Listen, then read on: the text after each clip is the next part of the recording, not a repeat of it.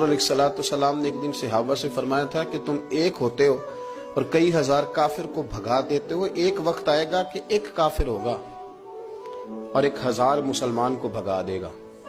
اس بیماری کو خاص توجہ سے سننا اور اس کی وجہ بھی سننا کہ بیماری پھیلتی کیسے ہے، بس اس بات کو کبھی نہ بھولنا، یہ نفع دے گی۔ کہا ایک کافر 1000 مسلمان کو آگے لگا کے بھگائے گا، کیونکہ وہ پاک طیب طاہر دلوں والے لوگ تھے۔ وہ بول پڑے یا رسول اللہ صلی اللہ علیہ وسلم کیوں ایک کافر 1000 مسلمان کو بھگا ڈالے گا؟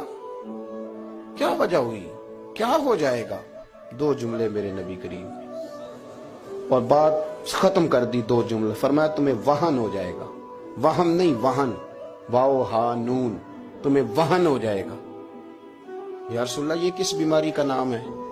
تو اللہ کے رسول علیہ السلام فرمانے لگے اس کا ترجمہ یہ ہے کہ تمہیں دنیا سے پیار ہو جائے گا اور تمہارا مرنے کو دل نہیں کرے گا۔